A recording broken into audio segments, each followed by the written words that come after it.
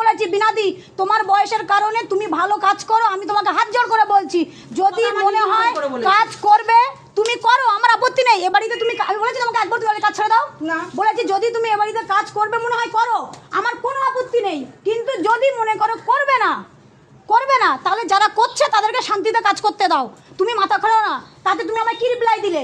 আমার যদি 50 টাকা করে বেশি দেয় তবে আমি যাব, নইলে আমি যাব না। কথা শুনুন, তবে আমি যাব, নইলে আমি যাব না।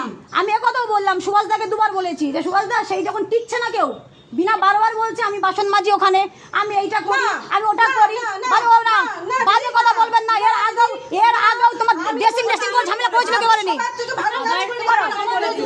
এমনকি ও এটাও বলেছে। শোনো আমার কাছে, আমি কিন্তু মুখের কথা একটা বলবো না, সব কিন্তু রেকর্ডিং দেখাবো। তুমি ওখানে কি বলছো?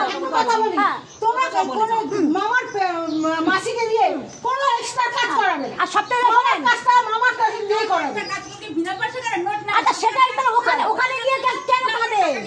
তাহলে ওখানে গিয়ে কাঁদে কেন? আপনারা বিনা ভালো করছেন। ভালো শোনেন, আমাকে ওখানে ডাইরেক্ট দাঁড়িয়ে বললো, আমি বললাম যে ওরা রেট বাড়াতে রাজি নয়, তুমি যদি ওই রেটে যাও করো।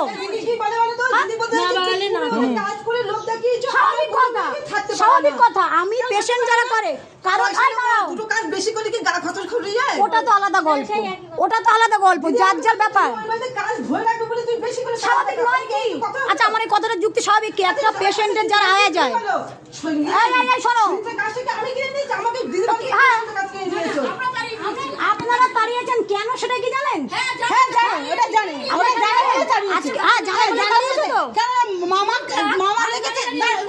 রেখেছে কার জন্য? মামার জন্য। মামার দেখভালটা কে করবে? যার জন্য মাসি রাখা।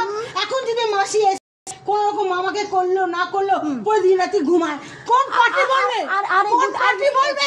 ঠিক আছে, তো এই বুদ্ধিটা কে দেয়? কে দিয়েছে? বাড়ির লোক দিয়েছে বুদ্ধি। বাড়ির লোক দেয় না, যে ডবল শিফটে কাজ করার জন্য এত কিছু করে তারা এই বুদ্ধিগুলো দেয়। কেন সে বলতে হবে? আচ্ছা শুনুন, আপনার সঙ্গে বিবেক থাকা উচিত। আমি তর্কাতর্কি নেই, আমি পেশেন্টের কাছে কাজ করব। আপনার সঙ্গে আমার তর্কাতর্কি নেই। ঠিক আছে, বলো পাউরুটি কপিস খাবে এরকম করে তোমার ডিউটি। ঠিক আছে, আপনার আমার তোর দরকার নেই, আপনার কোনো আঙুল দেখি না। শোনেন, সেটা 1 বছর আগের গল্প, সেটা প্রায় 9 মাস আগের গল্প, প্রায় 8 মাস 9 মাস আগের গল্প।